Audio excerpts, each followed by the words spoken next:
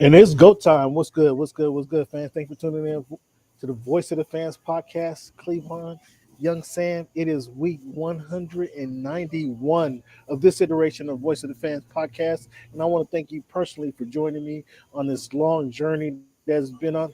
It's been different ups and downs, a lot of bumpy roads, a lot of different platforms. But again, big guy, we still grinding. It's 191, week 191, like I said, of this iteration. Cleveland, um, you still got a long way to go, buddy. You still got a you still got a lot to learn, man. Well, man. So I'm not giving up on you yet. I'm not giving up on you yet, and I'm gonna hope the fans can tune in to help educate you as well, sir. Because the NFL, you, you got some things to learn. The NBA as well. Uh, No, the NFL is definitely your sweet spot, Cam. I mean, I know how dedicated you are to it and how, you're kind of caught right now in between like two different relationships and that kind of thing. And but leave the NBA to me, Playboy. I don't want to I don't want to lead the fans astray, so I just can't leave them alone to you solely. But again, thank you for participating in the show, fans. Thank you guys for tuning in each and every week, man. We'd be nowhere without you, and we do this show just for you. Again, it is named the Voice of the Fans because I want everybody's input on the scenario. So I want you to be a part of the show. You can be a part of the show by going logging into Twitter at underscore Voice of the Fans at underscore Voice of the Fans. Check the page. Um, Hourly or bi-hourly, if you will. I want you to be a part of the show. That's one way you can tune into. That's one way you can participate in the show, or just go to the live chat. Anything you got to say, I want you guys to be a part of the show too. It is Voice of the Fans, and I need your input to make this accurate title. Because Cleveland doesn't know it all, and that's been proven week in, week out. I really do. Week in, week out. That's been proven. And again, I need somebody to counterbalance this my knowledge off of that. I need some help with that. This week we're going to talk about the NBA. NBA playoffs is right in mid swing right now. We're going conference finals is just kicked off, so we're going to talk about the NBA. We got the NFL schedule release. Cleveland was just released to find out that Russell Wilson is in fact going to the state of Washington to play his first game as a visitor, as a Denver Broncos in what is it called? Lumen Field, Huckell Pavilion. What is it called now? What is that place called down there in? They got me confused, man. Yeah, exactly. You don't know. No, it is the Century Link. It is Century Lumen. Link Stadium. It's climate change is the other one. You had me confused there for a minute. I was like, damn, what is it? Exactly. That's what everybody thinks. I can tell you it's right off of Jackson. I can tell you right where to go. But like, what do you call it? Good question. So that's gonna. So we're gonna talk about the NFL schedule coming on, and again, we're just gonna have a lot of fun tonight. Tonight is May 18th. Again, 191 show, week 191, as I should say. And each and every week, Cleveland, it continues. The tradition continues. We're gonna talk about our numbers. We're gonna use the number 18 and the number 91. When you think of the number 18, who comes to your mind first, and who wore it the best? Cam, who comes to mind first is Armas over there in Oakland when he was trying to break free and kind of create his own identity. But who wore it best? Peyton. I mean, you and Armas, that was pretty interesting. Yeah, I mean, clearly, again, easy question, quick question. Some can argue Charlie Joyner. If we were in North Carolina, some may say Bobby Labonte. But overall, the number 18, you think Peyton Manning right off the bat. Omaha. That's what you think of right off the bat. Number 91 is a different category though. When you think of number 91, who comes to your mind first? It's the I don't want to be sorry. I do want to be politically correct, but I'm just gonna say it. It's the weirdo, the worm, Dennis Rodman. He called him a weirdo. Comes to mind first, and he wore it best. I mean, somebody hanging out with Carmen Electra, they're the weirdo? That is the part that kind of, legitimizes You that want legitimizes him quite a bit, but the wedding dress and the earrings and going to North Korea, bringing the hey, squad hey, with you. that's a Questionable communication moves. meter. Carmen Electra one pushes him a little bit further.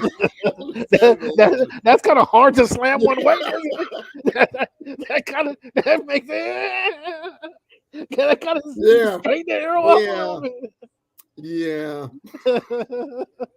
I That's feel you, man. legit. I understand what you're saying, but Kevin Green, man, Kevin Green, I just can't get the image of his ugly mug with the locks flowing under the helmet, charging at the quarterback. I mean, he did it for a long time and was pretty formidable. So Kevin Green actually comes to my mind first. Rodman was a good one. Sergei Fedorov is a distant third or fourth, if you will. Um, This is what. Hey, if you're an NBA fan, there's three different seasons. There's three different seasons that happen in the Hmm. NBA, Explain, and Cam. three different seasons. Mm-hmm. You have your regular season, the Okay. fun and games, and all the, putting up the big numbers and the bringing the fans out and the amazing dunks and everything that happens throughout the regular season. You get like 6 months of that. You get from November.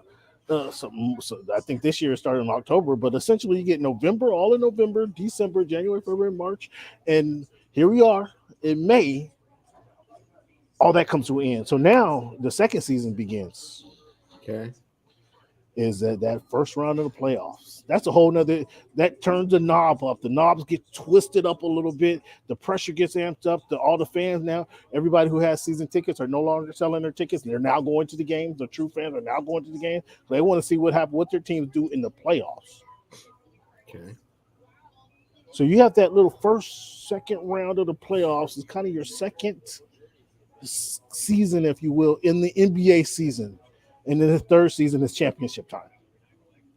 Okay. It's who's separating themselves, and this is what we're seeing right now. Which teams are separating themselves, coaches, players, organizations, claiming the identity of the NBA. That's what we're going through right now. We have Miami trying to reclaim their position in the history. A lot of people, Miami went under the radar all season long. A lot of people didn't want to talk about them. Boston making their moves, Philly doing what they're doing, New Jersey going signing their big name players, and Miami just stayed consistent.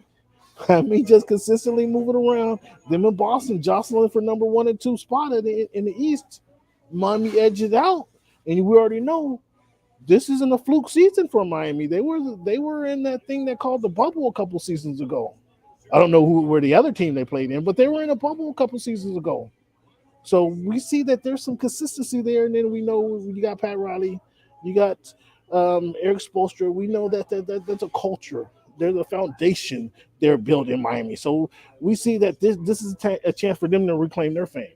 We have Boston Celtics, some young bucks, some newbies to the scene, trying to establish themselves as the best. Now they've been there before a few years ago without Kyrie, and then they've been down a couple seasons, and now here it is their time to they come in as grown up now. Now they were last time they were in Eastern Conference, they were in maybe junior high school. Now they're high school seniors. Now that mentality going from junior high school to high school seniors, that confidence is there. You got your chest built out. You've never been in this better shape before. Nobody can really tell you nothing. It said one thing, their coach, Ime Udoka, has been instilling a lot of things in these guys. Play better defense, have pride in the game, play your best. And you see that these guys have kind of grown up here in this second stage of the NBA playoffs. So we see 14. We got 14. Um we got the Dallas Mavericks, who pulled an upset, a historic upset that we're gonna dive into a little bit later. But we got the Dallas Mavericks and Luka Doncic trying to prove himself, establish his name as one of the best in the game. Somebody tells me that in the NBA, if you have that dude, if you're that dude, you get your team here. So he's trying to claim he didn't want to, nobody wanted to say he was that dude, but he's showing this season that he is that, in fact, that dude. He's eliminating all questions and concerns because it's going down. So we got an exciting NBA playoffs that we're going to get to, man. We're going to the NBA playoff. We know that the coach of the year was named Monty Williams. It was late last week. We know Nikola Jokic was named his most valuable players. I think he's a second. Second? No, he won 2 in a row. This is back to back. So is he a third foreign-born player that won the NBA MVP? Excuse me. No, like the 5th. No. I'm sorry. That wasn't consecutive. Consecutive. Because we already talking. Huh? Who won it before? No. I'm not going back that far. I'm not going back that far. It's consecutively. Who won it before he did? Giannis won it consecutively. Steve Nash. No. Listen, you're not listening to what I'm saying. Who won it before him? He did. Giannis won it before he did, right? Giannis was MVP before Jokic, right? So that's 3 consecutive seasons that we had a foreign-born player, right? We're in this middle groove right now. Because somebody told me that no, it's not going to happen. No, it's going to be Booker. I took the field. Although they really didn't believe in it. We're going to go. That's fine. And the United States let me down. They did. We're gonna get into it. Don't let Charlo hear you say that. But we're gonna get into it because somebody who didn't even believe in the Phoenix Suns wanted to say Devin Booker was gonna win the MVP before somebody else was gonna. I don't get it, but we're gonna get into that. Cleveland, what do you think? Obviously, the Celtics upset the Bucks. Does Giannis does Tatum, eclipse Giannis and that best player in the NBA list? No, he doesn't eclipse Giannis, but man, he certainly threw his hat in the ring because he stood right there and went toe-to-toe with the king and punched him in his face as hard as he punched him in his face. So kudos to Jason Tatum for slaying the dragon and getting to the next level.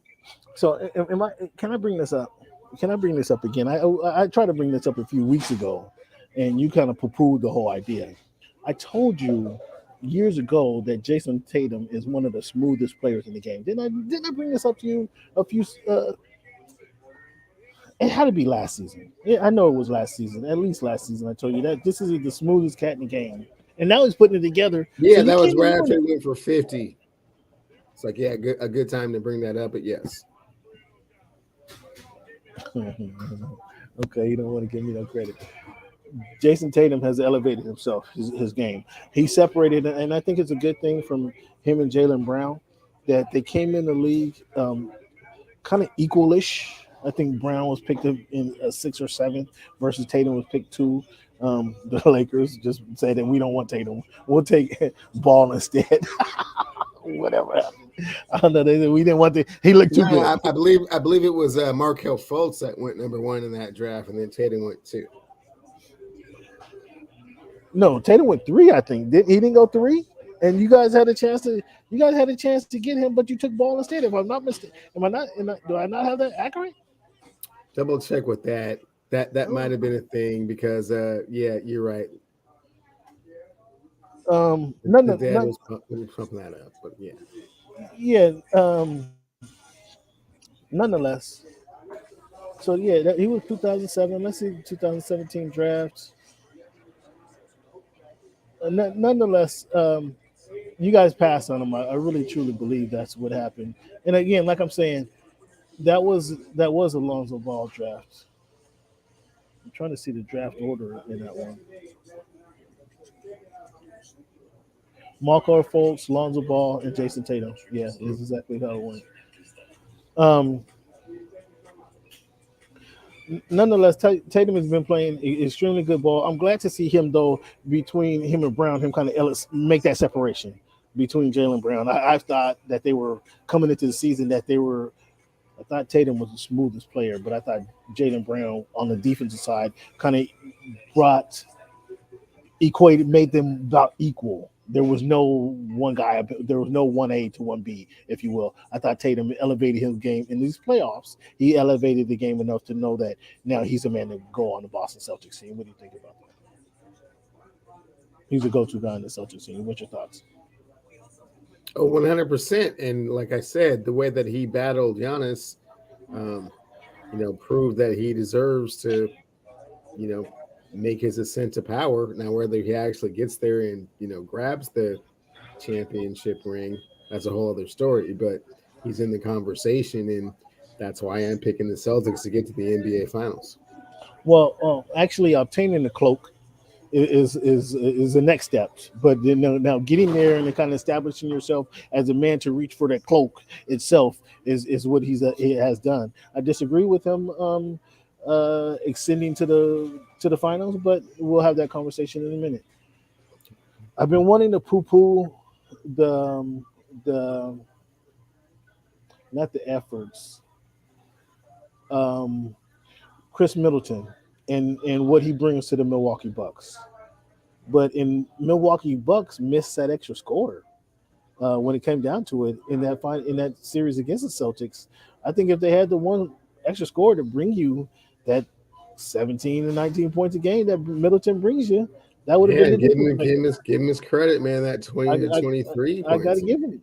Am I just wrong? I wanted to go check. You making me double check it right now. That dude's an Olympic champion, man.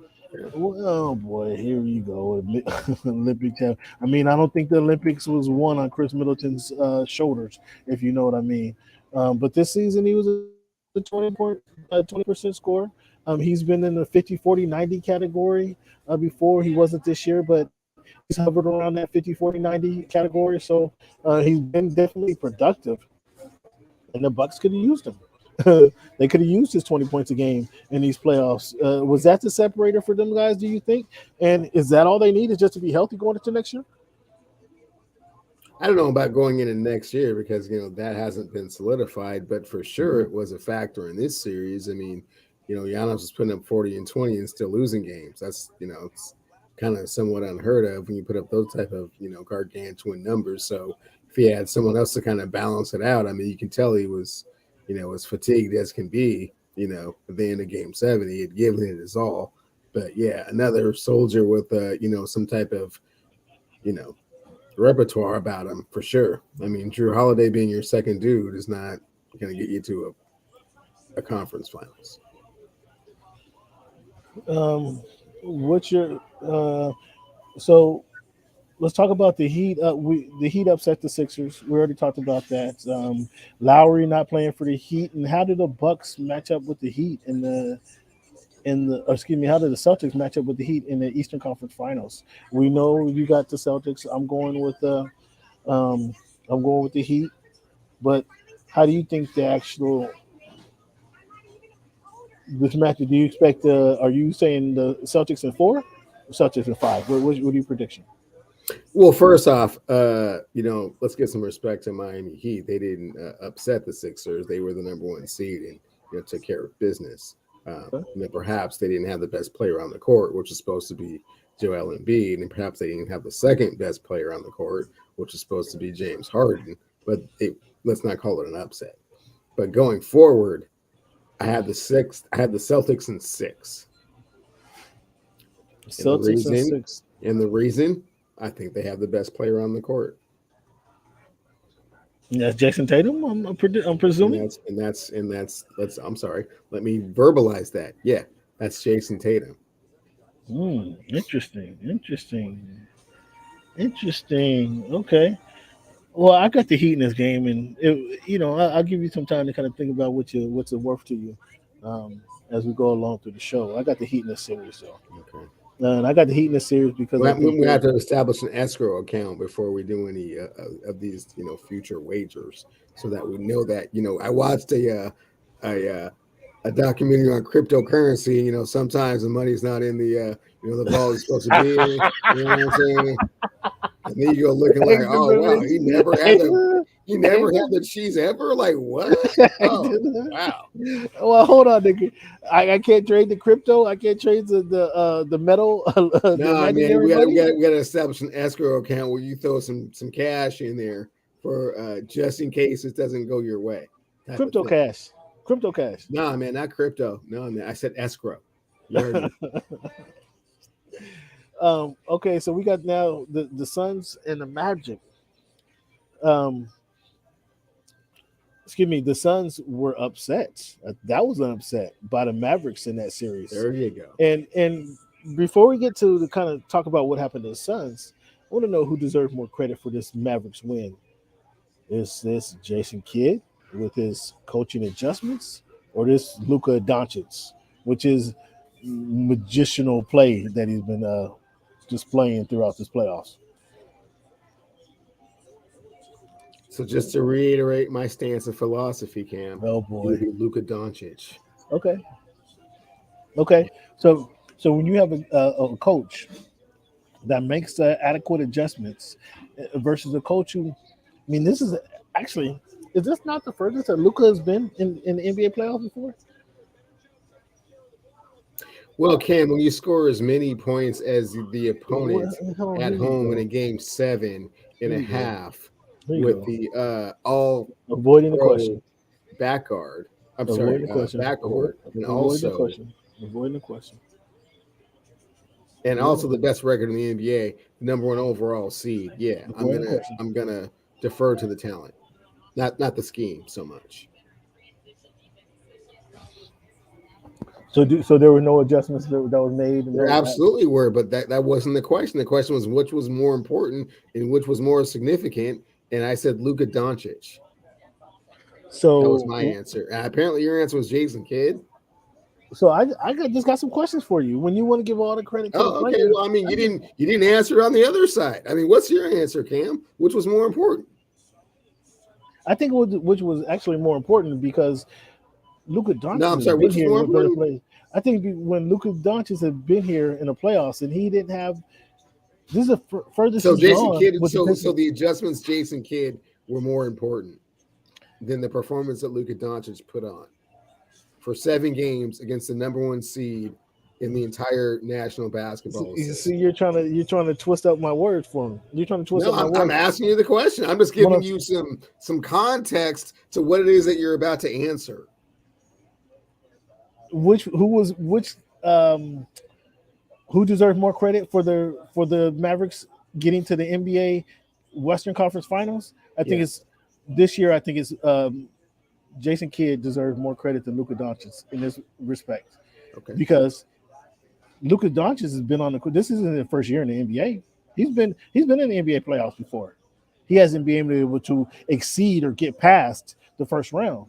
And so once you put a coach who actually making proper adjustments behind him and actually putting the team and give the team the confidence to surpass their previous goals or limits, you see what they're able to do. Now they're able to get to the second game, the 4 games away from the NBA championship. So therefore, the coach deserves some credit for that. No.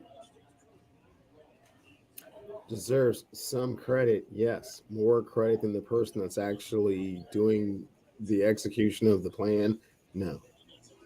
Who's instilled the confidence in that player, though? The players have been has the player not been in the playoffs before?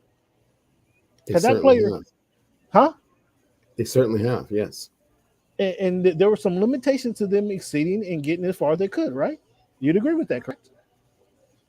So now that they're getting the proper coaching and mentor that they're receiving, you see with their proper coaching and mentor, it has elevated their game. Is that incorrect, or you still don't see that?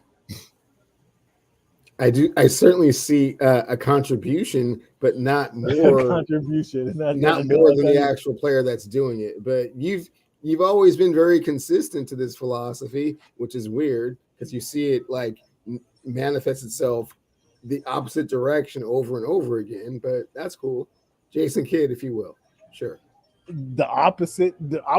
So you're telling me Jason Kidd has had no impact in I didn't say no impact. I just said not more than Luka Doncic. See, you're not hearing the question. So, are you telling me that Jason Kidd has not had an adequate influence in the game of He Luka has Doncic? had more than adequate influence on the The elevation of game. Luka Doncic's game, for sure. That's my point. Yes. So coaching does matter. But He's not been more here before. significant than the game that Luka Doncic brings to the court. Who's influencing his game, Cleavon?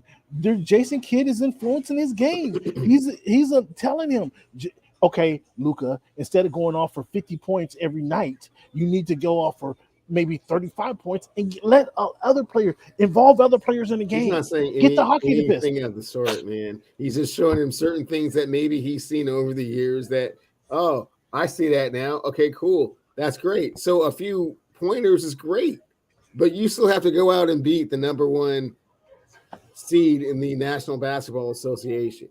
And it's and again, you don't understand this, but you get to a certain point in the playoffs where you just can't, you don't just draw the thing up on the little thing and go do that and then you'll win. No, man. You got to have that guy. You have to have that guy. But if you have a rudderless ship, it doesn't matter who you have. If you have a rudderless ship, it doesn't matter who you have. And what you've seen for the last couple of years is Luka running around here I'm not going to stack you to death on that, man. I'm not just going to keep going back and forth with you about how important X's and O's are in the NBA playoffs, man. You see it's important to a point, but only to a point.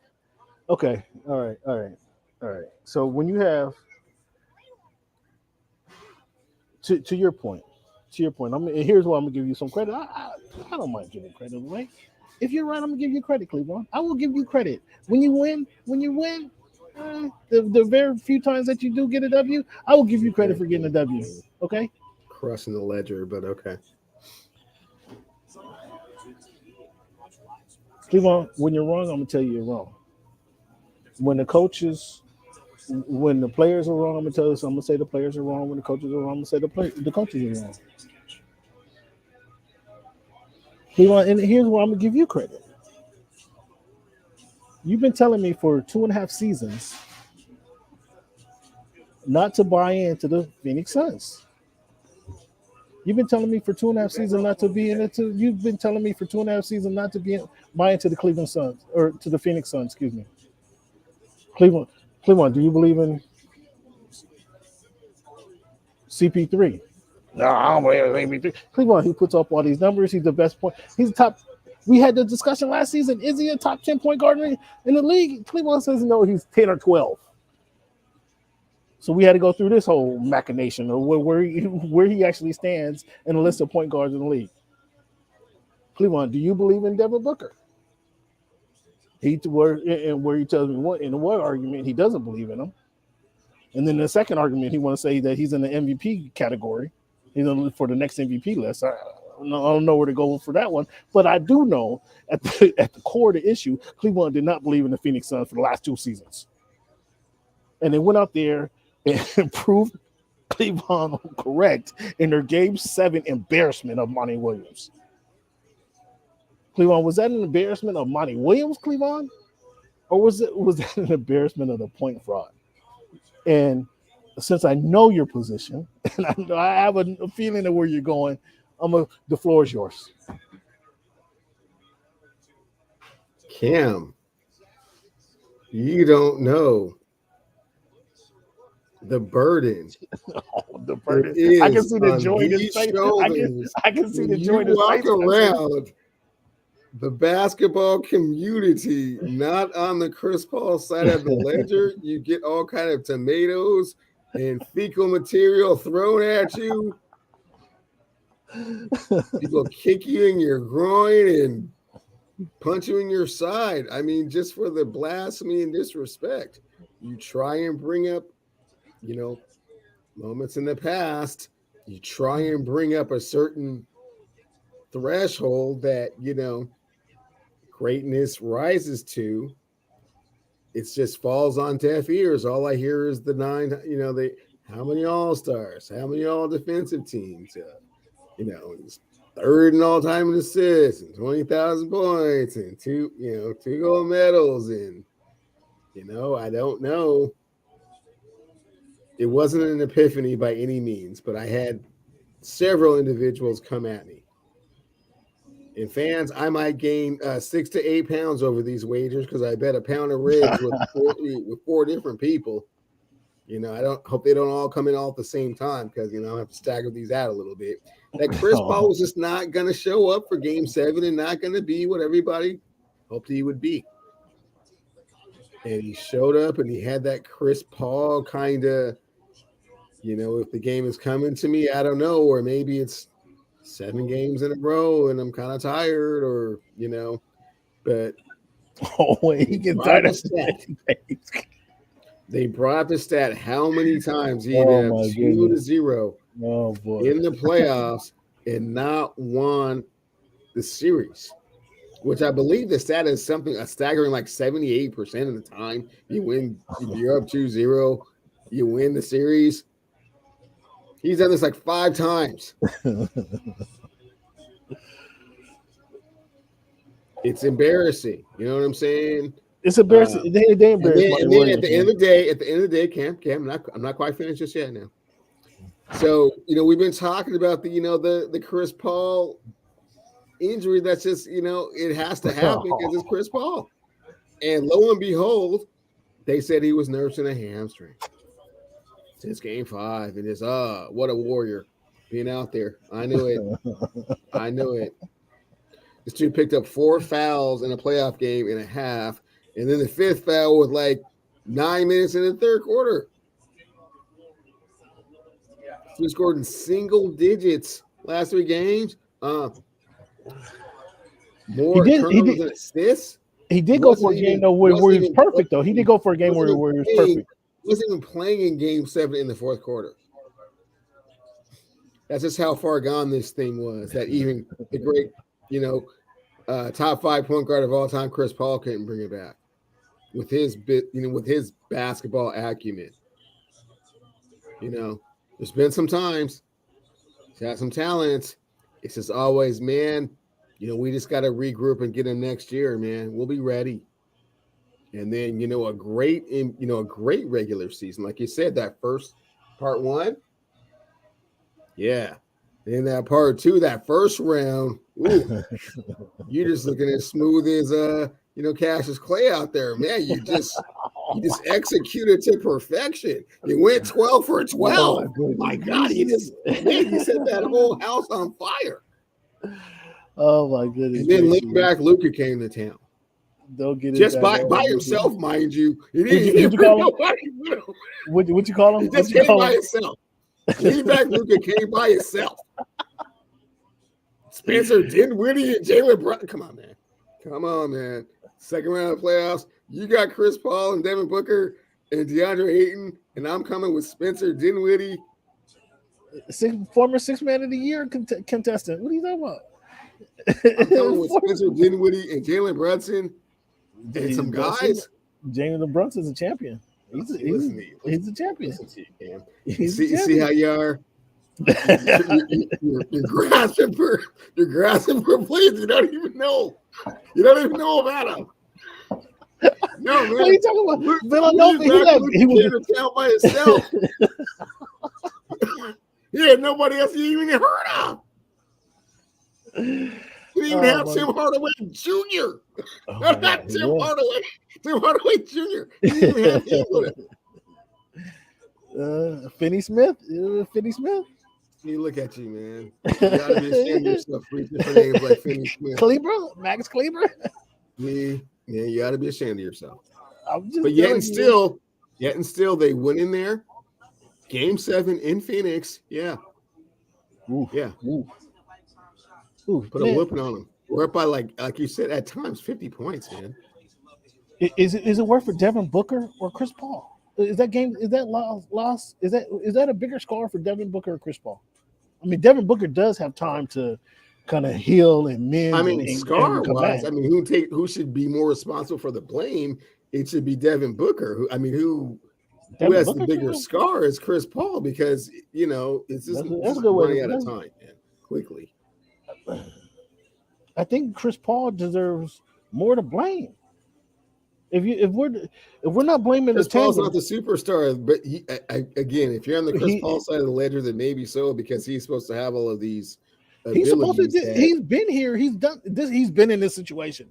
Ultimate times. You threw out the number. You threw out the Mr. Non-stat guy. Threw out the stat 5 times. You've been here 2-0, and you lose this series. I mean, Chris Paul's been here before. Devin Booker hasn't quite been there before. You know what I'm saying? He's been to a championship. Once you go to a championship, you've been baptized, man. Really? For real. You wouldn't say Cleveland. You counted for it all. You've counted for it this whole second half of the playoffs. Chris Paul's not hurt. Whether it's his pinky or his shoulder, he's not hurt yet. It's going to be hurt, and you can't put it all on Devin Booker. Was that not your exact words? It's game 7. Who is the guy? Somebody has got to step out there and say, I'm the best player on the court for your team. Thanks for tuning in. If you're not, then you're not. It was never going to be Chris Paul. Wait. I'm sorry. I was reading the comments. Are you saying, you're saying Devin Booker is not the best player on the Phoenix Suns? No, on the court. Yeah. No, when you walk out in game 7 in your own arena, yeah, man, and you're the star, be the star. You don't defer to people. That's why me and Joel Embiid are done, man. Oh, you didn't have enough touches, man. You were supposed to be the guy. Come on. No, man. Because we go way back with this NBA thing, right? So there's a difference. Okay, there's a difference, Cleveland. Between, in my opinion, there's a difference between a player like a Chris Paul, who has a ball in his hands and is able to distribute it and make plays for other people, versus Joel Embiid, who gets down in the paint and needs somebody to get him the ball. If nobody's getting Joel Embiid, that wasn't where we were going with this part of the conversation. I'm just saying. Where we're going with the part of the conversation was whether or not Devin Booker deserved more blame than Chris Paul. And I said Devin Booker because he's supposed to be that dude. And I said the reason that me and Joel Embiid are no longer cool is because he proved to not be that guy. And this is what I'm disagreeing with you right now. You brought Joel Embiid. Where's the disagreement here? Because again, just what I said. Joel Embiid needs somebody to get him the ball. And that was where you can say Shaq was the most dominant ever. Listen, where you can say Shaq was the most dominant ever. When it came down to the bottom line, Shaq needed somebody to get him the ball. Shaq could not. Shaq wasn't Scottie Pippen. The offense was LeBron. He wasn't taking the ball off the rim and getting him the ball where he needed it. Somebody had to get him the ball. Joel Embiid, somebody has to get him the ball. They weren't trying to do that, or no. He wasn't demanding the ball, or they weren't running the plays for him. That's what I'm saying. No, that's if you have the biggest center in the game, there can't be any question as to what plays you're running or why they weren't more involved in the offense. We'll go back to the 80s Lakers, man. Did they ever run a different play when the game was tight? Come on. Magic will come down the court. And just to reiterate, talking about 80s Lakers. Come on. Let everybody know. Running the one. Yeah, we're running the big fella. That's what Joel's supposed to be. I mean, Joker, what is he doing? The offense flows through him, right? Joker's bringing it up court sometimes. When he can do, he's bringing it up court. Or they're giving him the ball at the top of the key. Man, you're making Joel sound like a diva wide receiver when really he's just like the most dominant player on the court. But at the same time, why are you disagreeing with the fact that somebody needs to get him the ball? Why are you disagreeing with that? Because it's not that hard to get him the ball. You're making it seem like it's some weird kind of I'm making it seem like there's you just have to throw an entry pass to him and he'll do the rest. I'm telling you that wasn't happening. That was a challenge in Joel being able to turn up, and then plus he had the eye injury. He kind of gets had, he gets the broken orbital bone in Man, the face. I man, are mean, you Joel's agent this summer? What's going on oh here, man, I'm man? just talking. I'm just telling you, he had a broken orbital bone. Man, he's out the picture, man. No. Ooh, Cleveland's a tough match. The Cleveland's a tough match. So we talked about the Suns and how they embarrassed and just embarrassed themselves. Whether you place the blame on Devin Booker, you place the blame on Chris Paul, they embarrassed Monty Williams as the head coach, somebody who won Coach of the Year, and that was an embarrassing performance. They were down by 50, Cleveland, to the Dallas Mavericks, who haven't been in this situation. They're not playing. They weren't playing the Suns, they weren't playing the Warriors, who are the 3-time champions, who's looking for this new to add to their collection. They were playing a team who hasn't been there, versus a team who went to the finals just last season. That was an absolute embarrassment by the Phoenix Suns. And now we talked about. So that brings us to the Grizzlies versus the Warriors, and we obviously this was the cold series that the Warriors were able to pull out of. My question for you simply about the Warriors, Cleveland, before we get to the Grizzlies and do their little autopsy, is this version of the Warriors more dangerous than the Warriors we were previously familiar with? No. I mean, they got Poole, they got Wiggins, they got Looney now, mature Looney, a Wiggins that they're playing great defense. Poole is kind of, you want to say came out of nowhere, but he's not really out of nowhere. He's been pretty consistent most of the season. Otto Porter, what do you think about these Warriors? Are they not better than the Splash Brother Warriors pre-Clay injury? No, those other teams had a healthy, younger Andre Iguodala, and a couple of those teams had the MVP of the league and Kevin Durant. So no, this team is in no comparison. Okay. Well, I wasn't necessarily comparing them to the Kevin Durant Warriors. Which teams were you comparing them to? Andrew teams without Wiggins. Kevin Durant and without Klay Thompson. I mean, which ones are you talking about? Didn't they win a championship without Kevin Durant? I'm not sure. I don't remember. Yeah, like Kevin They did Durant win that. They did win that one. Are you asking? Is this? Yeah, I think Iguodala is the difference. Those teams that actually Iguodala and Sean Livingston is the difference. That's actually a good call. So they had Dave Lee and those teams were way better. So am I hearing you say that the addition of Jordan Poole, the maturation of Kevon Looney, the addition of Otto Porter, those are those aren't the fact deciding factors, or just what do you want to say? There's no difference makers on the squad. Is that what I'm hearing? For sure. And don't leave out my guy Kuminga. And let's not even mention if GP the second is able to come back for the finals. Yeah, it's a real in-depth team. Really, I'm more interested in seeing if this team can single-handedly dismantle the legacy of Kevin Durant all by themselves, which is what they. Whoa! You just added a whole lot to the topic, lot to what they're playing for. Does this series? I think we saw Game 6 Clay a couple nights ago out there shining and performing. Right? We all see the Rams colors, Cleveland. You don't have to show us the Rams colors, the blue and yellow. Is that the Rams colors? It's purple and gold. Purple and gold. Purple and gold. I think we saw Game 6 Clay a couple nights ago, and we see Western Conference Steph Curry tonight as the Warriors has put up they're up 22 on the Dallas Mavericks. Just to let you fans know, over a minute and a half to go in the third quarter, the Warriors are up 84-62, pretty convincingly. They have the Chase Center rocking, the fans on every move. Curry is shimmying. And the Dallas Mavericks is kind of look out of sorts right now in the Western Conference Finals. They're playing tough, but they just kind of look out of sorts altogether. Is health all the Grizzlies need? No, they need one more superstar. So how did they get a lottery pick?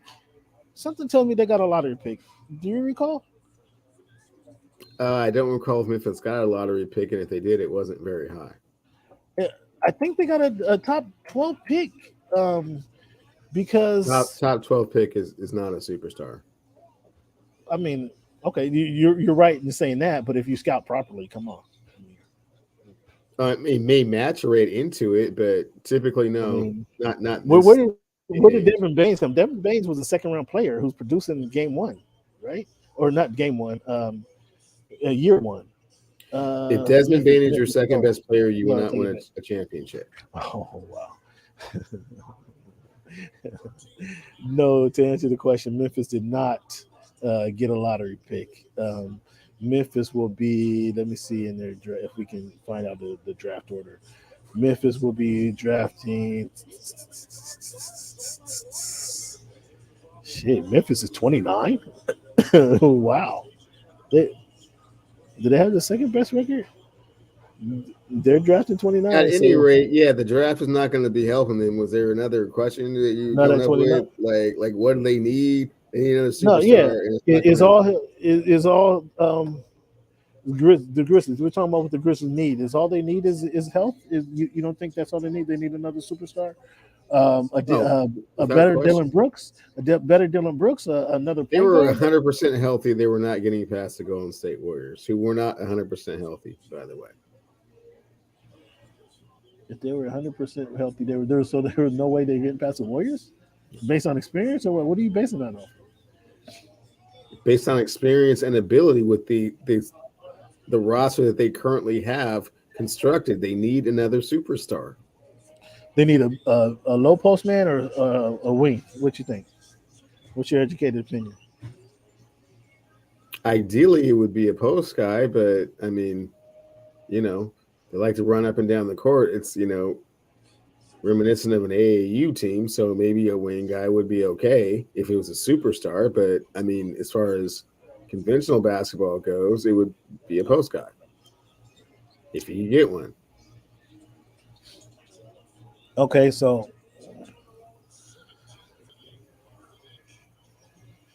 what did we miss? And what did we miss? Did we miss anything? Um, we talked about Phil advising the Lakers. What's your thoughts on Phil advising the Lakers? Oh, that's expected. That's That's he needs his expected. girl. I mean, I mean, they're who's back. worried? I mean, what they married for a minute, or come on now. Who's worried that she Won listens 11 to championships. It's not like he doesn't have Phil or a Magic? a basketball mind to a certain extent. Okay, that was coaching though versus what you saw what he did when he was on the sideline or in the front office Yeah, with the Knicks. I mean, right. you want them coaching your team. Do you want them running the front office? I don't think so. Yeah, it's just signaling on him for advice to a certain Okay. extent, but not the final say type advice. So Magic has final say. She listened to Magic for the final say. If it came down to what Magic said or what Phil said, she would listen to what Magic said. Yeah. Um, what's your thoughts on the Metta World Peace interview, man? Metta World Peace was pretty interesting. You know, I'm not even gonna. I don't even know how to say this, man. I didn't want Tell to me, say it because come on, man. Tell us what. Meta. Tell us. This is Voice of the Fans podcast, man. Did the interviewer stink? What's that? Did the interviewer stink? I mean, was there a better question that you could ask? It's Metta not. It World has Peace. nothing. It has nothing to do with the interviewer. It has everything to do with my feelings about Meta. And I Oh, had the, oh, I had the pleasure, or I maybe displeasure of watching a documentary on the Malice in the Palace, and uh-huh. just that 4-year period where he just destroyed a franchise, destroyed a coach, destroyed someone that had Hall of Fame talent, and they were also supportive of him. And then to kind of after the fact, after this whole aftermath, kind of comes to grips with and take responsibility for what happened, is kind of always kind of has sat sour with me. And just, I mean, not that he doesn't know boxing, because he certainly without question knows boxing. And it's just, Boxing. Hold on, we talking. He's an NBA player. We talking about when yeah, he's no, no, but NBA. he talked quite a bit of boxing, and he certainly knows his boxing. Yeah. And some of his answers are always kind of like, okay, are you really all there? Kind of answers. Like, did you really hear what I just was asking you? And that was your hold on. So you noticed that too? yeah. So that was kind of your comp to what I just asked you. It's like that's wow. Okay, so you heard the question, and that was your answer. So it was that kind of interview. But I mean, he's a character. He's always going to give you something colorful. So how much credence you can put in his responses. I mean, that's up to you. But so fans, what we're talking about is I did an interview that you can see on Voice of the Fans on YouTube. Voice of the Fans on YouTube. I just did an interview over the week, within the week, with a brief interview with Metta World Peace, formerly Ron Artest. Hopefully, I got his information, so hopefully he's gonna come on the show. I'm gonna send him an invite. Hopefully, he's gonna come on the show one time, so we can get a little bit more in depth in what we're talking about, and hopefully streamline the conversation a little bit better.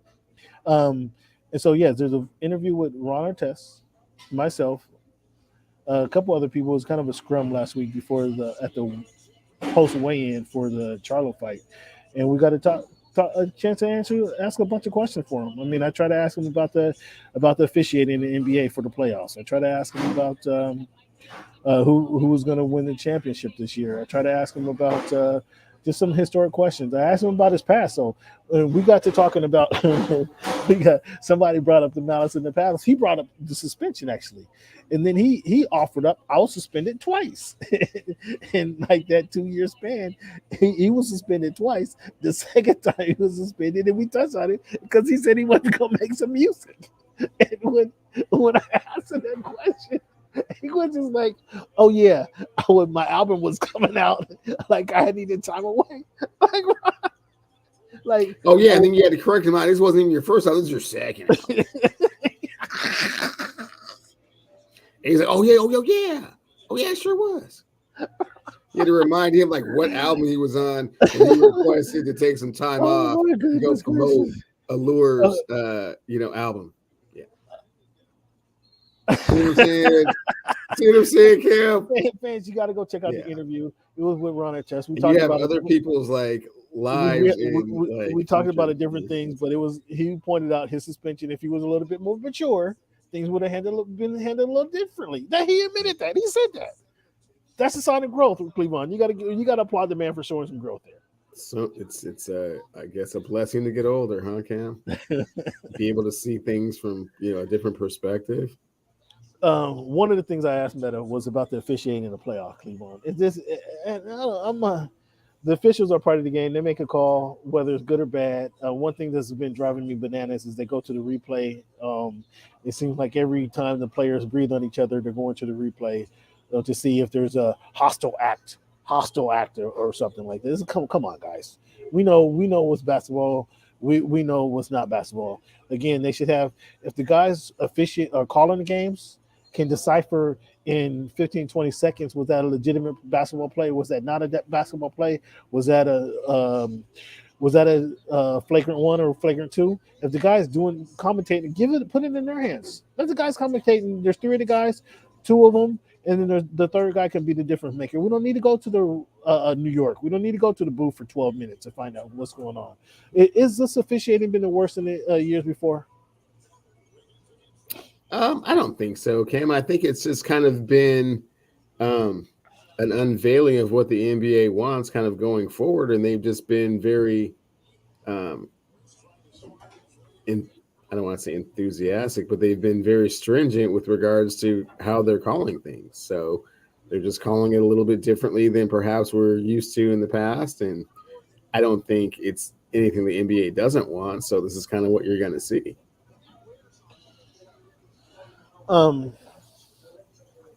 Interesting, man. I think the officiating is terrible. It's been pretty bad. It's been, the officiating is supposed to be. You're not supposed to notice the officiating. If you don't notice the referees or the umpires in the game, they've done a good job, and then we notice these guys far too often. You follow what I'm saying? Kind of like what they say: the kids going to the library, you should be seen and not heard. The referee should be seen and not heard from. and yet we just hear too often from you guys. Do you follow what I'm saying?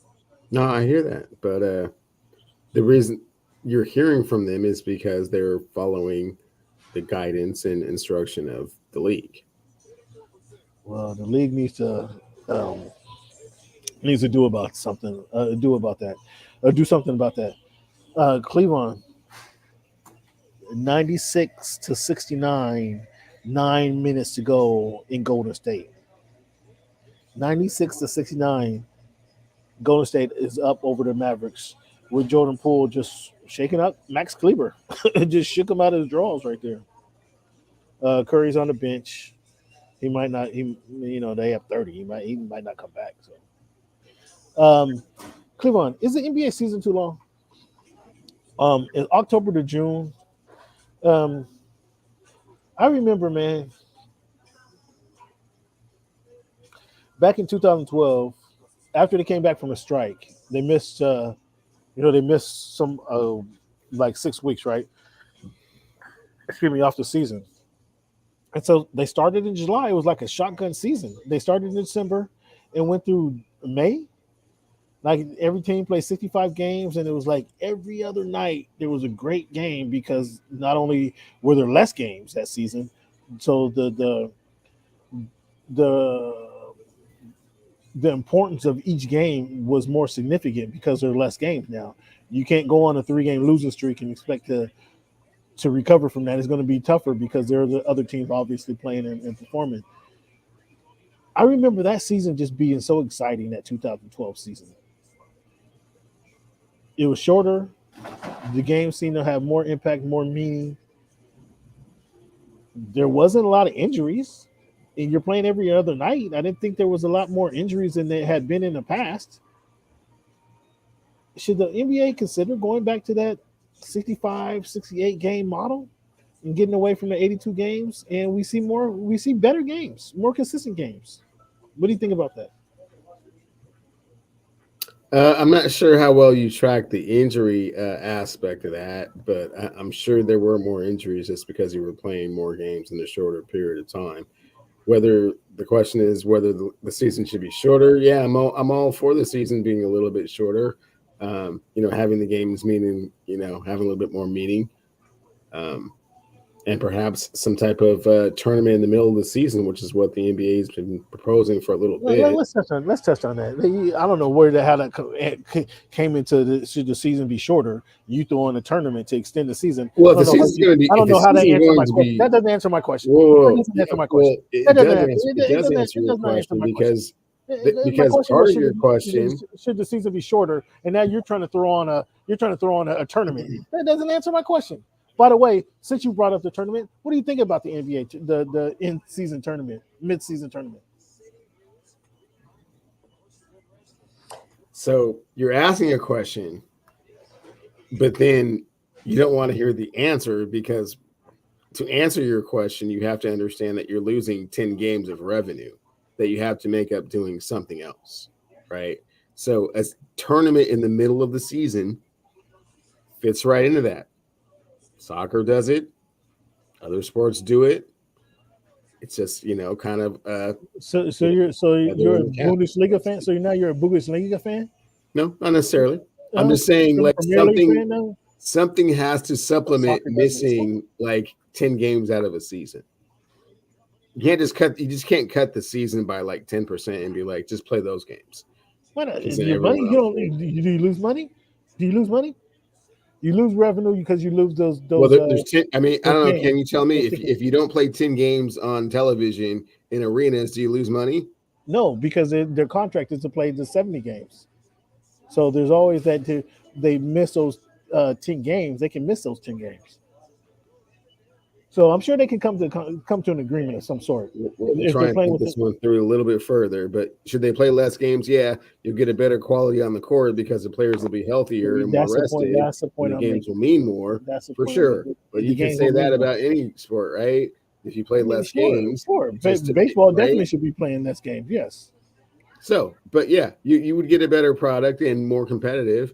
And again, I think it has to be supplemented with something else, and a midseason tournament would do that. So the midseason tournament. So what is the incentive for, say, the Suns to play the Sacramento Kings in the midseason tournament? What's the incentive for them?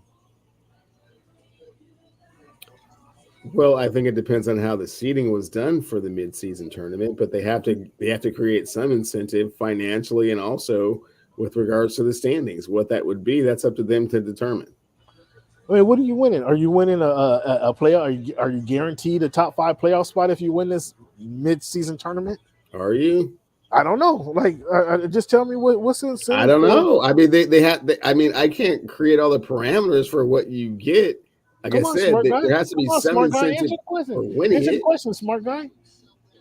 Answer the question. How am I going to answer the question for a shortened season and what the incentive would be for winning a mid-season tournament? This is you and Adam Silver's suggestion. So follow up your suggestion to supplement the income for missing 10 games out of your schedule. Follow up your suggestion. What does that do? What is the incentive for these guys playing?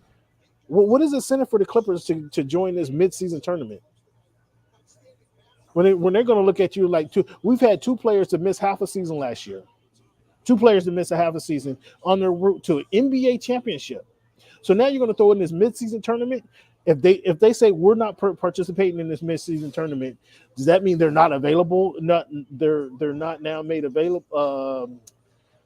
They're not eligible, to play in the NBA playoffs because they didn't play in the mid-season tournament.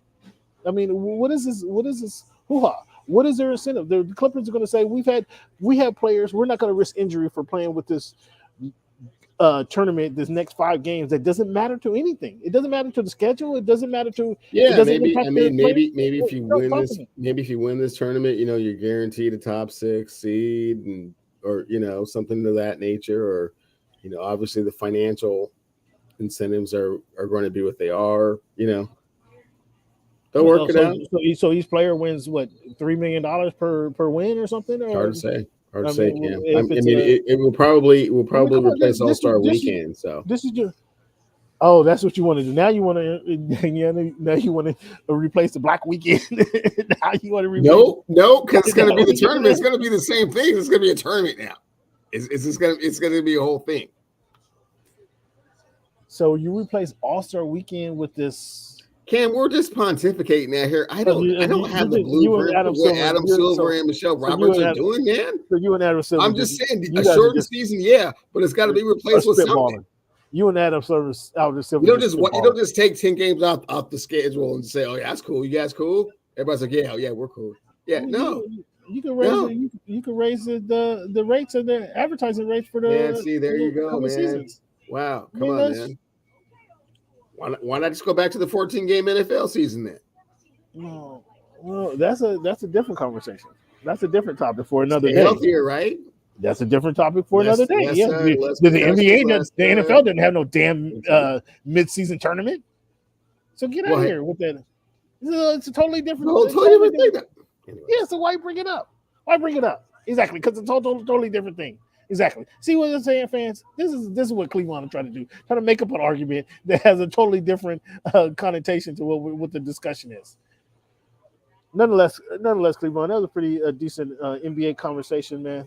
Some topics that you and Adam Silver clearly need to go to the drawing board and figure out what you're going to do with this mid-season tournament that nobody wants, but you're going to force upon us. Figure out what's the benefit of it. What's the incentive of the play? What's the incentive for the teams? And what's the benefit of it? Obviously, fans get more basketball, but are you going to run teams with the teams who didn't make the playoffs? You're going to run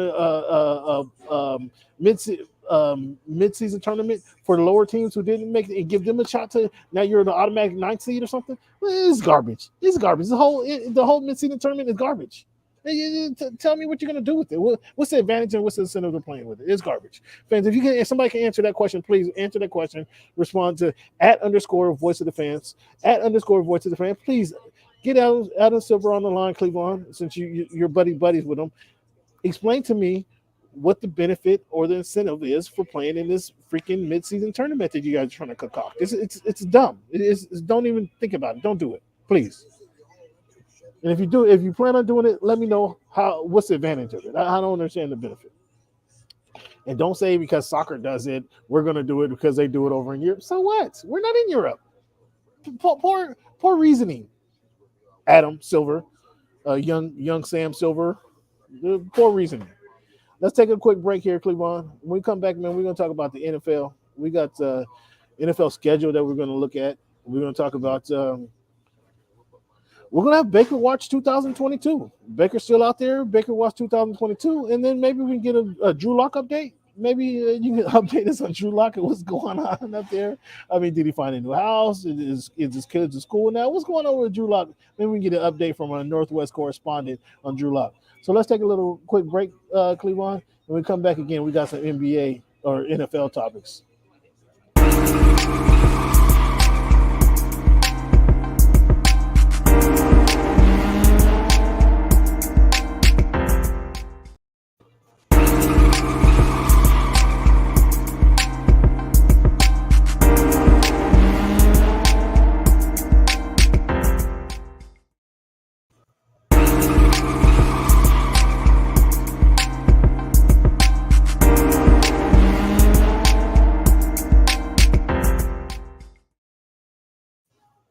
All right, fans, we're going to do, while Cleveland's back, we're going to wait for Cleveland to come back. We're going to look at some NFL schedules. What's you guys' thoughts on the NFL schedule release? Who has the roughest schedule this season? And what's your team schedule look like? Let us know. Hit me up on Twitter at _ voice of the fans, at _ voice of the fans. Talk to us about during the conversation about your NFL team schedule at _ voice of the fans. Want to know what you guys think about your team schedule? Is as the schedule release came out last week, a lot of teams, man, got some various schedules. I know my Dolphins come to the Chargers this year. So that's going to be a big game, obviously. Oh man, Kim, you got them both at the same place, man. You Bleak Gilliam. Dolphins going to the Chargers. That's going to be a cool one. Did you look at the schedule and what you think? Let's take a look at the Seahawks schedule real quick and it's what Drew Lock is facing. As we already know that Russell Wilson is coming to town. First Monday night game of the season. He's going to show up in the Northwest. What you got? Are you guys ready for him? No, the NFL is ruthless for doing that. That's one of the biggest money grabs I've ever seen. Oh, and what you think the NFL is not is opposed to making money? So it just goes to show that their greed has no boundaries, really. So the Seahawks got to open up with the Broncos. They got the Niners. They got the Falcons, so they should go 2-1 right there. Then they got the Detroit Lions. Look at that. They got the Saints. So by the time they hit the Saints, they legitimately should be 3-1 by the time they played the Saints, right? Would you agree? Cam, I have no idea what this team is going to look like. No projection. It's a work in progress. Ooh, no faith in Drew Lock. That's what that sounds like to me. Absolutely zero faith in Drew Lock. Right now, Cleveland, 5.5 minutes ago in this game. Conference finals, Western Conference finals, excuse me. Wow, we just had a big play made by Finney Smith. A little too late because they're down 24, 100-76, 5.5 minutes to go. The Warriors are up 100-76. So that sounds like I got the Seahawks 3-1 right now, going to New Orleans. We don't even know who New Orleans quarterback is going to be, but 3-1 going to New Orleans. They got New Orleans, Arizona, the Chargers. They come to LA. How about that? And the Giants. So 3-1 in that first quarter, and then they go maybe they lose to the Cardinals. They lose to the Chargers. The Giants and the Saints are beatable. The Giants and the Saints are beatable. So if they go 3-1, let's see, that's 5-3 after playing the Jets, or excuse me, after playing the Giants. Let's say they're 5-3, best case scenario. Would you be happy with that at that point? Be happy with that if they were 5-3 at that point, for sure. With losses to the Chargers and Cardinals, and with the Niners. Okay, so what do you think? Now they go to Again, after the Giants, they go Cardinals again, Tampa Bay, and then they have a bye in the Raiders. So 5-3, the next three games. So Arizona might be another loss. Tampa Bay probably be an L, and the Raiders. Can they beat the Raiders? So now they're 5-5. They got a chance. 5-5. They go to a bye. They come out of the bye at home. They got the Raiders at home. Re, uh, what is it? A revival of the AFC West conference rivalry here. It's funny that some of you Seahawks fans don't even know that the Raiders and the Broncos were a division rival at one point. That'd be a good quiz to ask pregame. When were the Raiders and the Seahawks ever a division rival? And just to see what the answer you get. What do you think? What do you think the answer would be, Cleveland? How many people will say yes it was and no it wasn't? How many people? What do you think percentage wise? Cam, they've been in the NFC West for like over 25 years, so No, quite not possibly. 20. Is it 25 years? Has it been know, 25 years? it would have to be someone quite younger or quite older to know that. Has it been 25 years? It's been a minute, Cam. Rick Meyer, was he NFC, AFC? That was like 93, right? Was it Cam. Cam. Was it that long ago? It's a long time ago. So what I'm saying is right. Yeah, you'd have to be old. A lot of people, anybody that's been like, you can have a fan that's been watching the Seahawks for 20 years and never knew that they were in the NFC. I'm sorry, the AFC 2002. West. In 2002, they moved to the NFC. Okay. That doesn't seem 2002? Yeah, it seemed like it's been longer than since 20 then. years. Yeah. It seemed like it's been before then, though. That's funny. 20 years, it seemed like it's been longer than that, right? Yeah.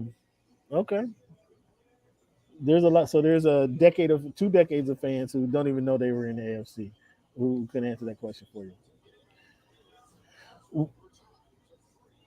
So when we're looking at that schedule, what do you think about that schedule? So they'll be right there. They'll be 5-3 going against I don't the think Raiders. anything of it because I don't have any expectations of this Seattle Seahawks team. I'm not going to make any prognostications or predictions. We have no idea what this team is going to look like. You're bitter, bro. So you got the Rams. Why you don't get the Rams till late in the season? After the Raiders, you got the Rams. You got the Carolina Panthers, San Francisco, KC, the Jets. Can you beat the Jets? I see a bunch of L's in here. And you finish off with the Rams. Can you beat the Jets? This last stanza. Ordinarily. We'll see. Let's say you beat the Raiders. Let's say you beat the Raiders. So that's 6-5. You lose to the Rams. Carolina, do you beat Carolina? That's 6-6. Cam, I don't know who's playing quarterback. I don't know what this team's going to look like. So it's hard to make all your predictions that you're trying to go through. Now you're trying to go through your progressions, go through your reads, but it's still early. I got the Seahawks. It's just made the 18. I got the Seahawks at 7-9. I know you don't want to talk about it, but I got the Seahawks at 7-9. 17 games. I know. 7-10. Are they 8? 7-9.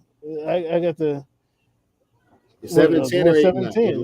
7-10. I got 7-10, man. Hey, don't get mad at me. Don't get all frustrated. Okay, well, you're throwing numbers out there that don't make no sense. I'm just asking you to clarify what you're trying to talk about. I didn't make the schedule. Hey, you get salty to you, whoever you want to. Get salty at Drew Lock. That's what I think you get salty at. Or your guy. Who's your guy making the decision there? Is he still running the competition Wednesdays and all that BS? Still competition Thursday, yes. Okay. So let's look at the Dolphins schedule. Let's see who they got coming up. So they open up with Tampa. Is that a W? No, that's not a W.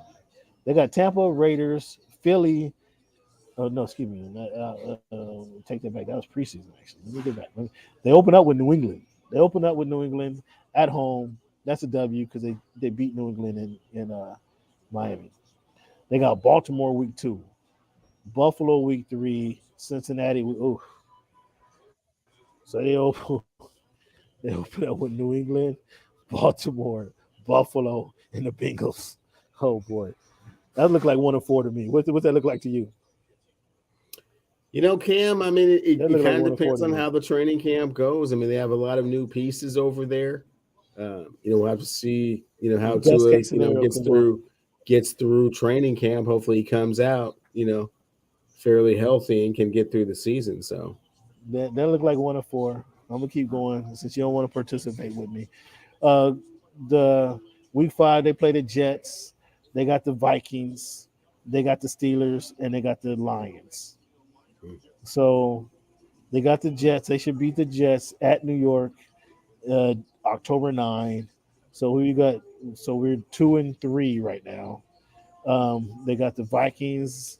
They'll probably lose to. They'll probably lose to Kirk Cousins. They'll probably lose to Kirk Cousins now. So now we're what 2-4 after week 6. They got the Steelers. I mean, Mika owes them something. Mika owes them something. They'll probably lose to the rookie quarterback, just the way the team's going. So now here we are. We're 2-5 after week 7. We got the Detroit Lions, so we go 3-5 after 8 games. Got the Chicago Bears at Chicago, November 6th. Who knows? Should be they're playing a rookie quarterback. They should win this game. So let's say 4-6. Going to Cleveland. Got Cleveland coming in. So this is can they beat the Browns? I mean, I don't know who's going to be the Browns quarterback at this time. I think the Browns got more talent.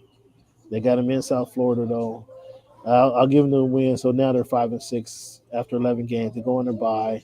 They got the Houston Texans, San Francisco 49ers. They play the Chargers week 14. They got the Bills, Green Bay, and at New England, and then the Jets. So they got the Jets. The Jets is one game, and the Texans. Out of the last 5 games, they got 2 wins. So we're looking at a what do I say? We're looking at a 7-10 and 7-10. The Seahawks, or excuse me, the Miami Dolphins. You see anything different? Oh, I'll take the over, Cam. If that's what you're going with, the 7-10, yeah, I'll You're take that. taking over on the. You're taking over on the Dolphins. I'll take the over on the Dolphins. Oh boy, I'll let me put this down. Let me put this down. Cleveland taking over on the Dolphins. Over 7 wins. Over 7 wins. Wow. What gives you confidence in this? Well, I mean, they've amassed quite a bit of talent over the last couple of months, and I think they'll at least be hovering around 500. You have them 3 games below. So Yeah, they're gonna be trash next year, basically. I just went through the schedule. okay, I just went through the schedule, and I had them. What did I tell you? 7-10. That's what I told you. that's what you said. I said over 7 wins. So however you want to do it. So you agree? 7 wins is kind of the 7 wins is. Yeah, They go eight I'll take wins. the over. I'll take the over. They go 8 wins. You'll be like, oh, they had a successful season. Well, I mean, they were over. Yeah. Oh, they would have won you some brisket, huh? Is that what you thinking? Well, I got man, 7 wins. I'm sorry, fans. Cleveland just derailed the show with that comment. I wasn't expecting. I wasn't expecting that retort right there. Well, we got to fix this up, man, to make sure because he'll change his mind in a minute. So we have to fix Nope. this up. We have to Nah. fix this up. We have to fix this one right up, fans. I'm in. What has Cleveland so excited? What has Cleveland? Here we go. Let me edit that. What has Cleveland so? I'm curious to what has Cleveland so excited about these Dolphins that he says they can go win over 7 games. Well, I mean, I think that Tua Tagovailoa is going to have a really good training camp. He's motivated to kind of see what these new found weapons can do for him. Perhaps a little bit more consistent running game. Can get the kind of the harder yards that perhaps Myles Gaskin and Ogden weren't able to get. You know, Wait. Now you willing to admit that they needed a running game? no. They had a running game, but I'm just saying the tough yards, the third and ones, and those What do you type mean of tough yards? What do you mean tough yards? tough yarders. I don't get it. I don't get it, fans. But that's. I mean, you're just throwing. I mean, I see you throwing this wager up. Did we agree on some type of terms or something? We didn't agree to terms, but I just had to. I couldn't get away from this right now. Oh, okay. I couldn't get Well, away. throw it up for now, and then we'll see how we'll come. later. We'll come to something on that. But I couldn't. Somebody here. Who is this? Ginger Ninja. They have a good cast around Tua. They win like 7 or 8 games last year, I believe. But no, the question is, very true. Ninja. The question is, Ninja, do they win over the games? Do they win over the running game? I said they're going to win 7 games. Furthermore, I already counted 7 games. They did what? They got more talented. Right. Yeah. Okay. But they got Waddle in his second year. But they got the perennial All-Pro Tyreek Hill. They got Mostert, to help with the I'm glad you remember they got Tyreek Hill. I'm glad you remember. I didn't have to remind you this week. But unless Tyreek, if he's not averaging 12 yards a catch, it's been an absolute failure. Hey, Cam, I mean, you know what I'm saying? You already don't have them with a winning record, so don't worry about all this. Man. I don't have them with a real. Okay. They signed Melvin Ingram. They signed Melvin Ingram this week a couple days ago. Big deal. Top 5 defense. Melvin hasn't been able to get to the quarterback in 5 years. They go 8-9 for sure. Is that what you're saying? You got something on that 8-9? Do you have an elbow on 8-9? Hey, hold up, man! I'm already on the hook for over 7 wins. So 8-9 is not that's the floor. Yeah, but no, I want to make sure. I want to get 8-9 on the bottom. Now that's better than 7 wins. I want to get that on the table. Yeah, because I know how you twist it up. It's the same thing as over 7 wins at the very least. Okay. Hold tight, man. Hold tight. Let me do something real quick, fans. I'm sorry, fans. I'm sorry to disrupt the show, but I gotta make this change real quick. Go ahead, Cleveland. Talk about how you want the difference between 8 wins and 7 and 8 wins right now. Go ahead. There is no difference. I'm saying the same thing. There is no difference. He said there is no difference. When I'm saying the Dolphins will be 8-9 or better, that's the same thing as saying they'll win more than 7 games. So take the 8 games. Take the 8 games then. How about that? Just take the 8 games. That sounds like a plan. Just take the 8 games, and then we're good. Sure, Cam. I am saying the Dolphins will win 8 or more games.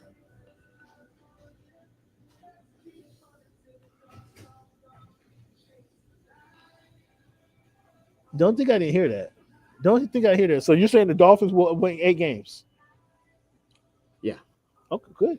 That's what I got. Fans, you heard that. You heard that, fan. I don't know what he's basing this on.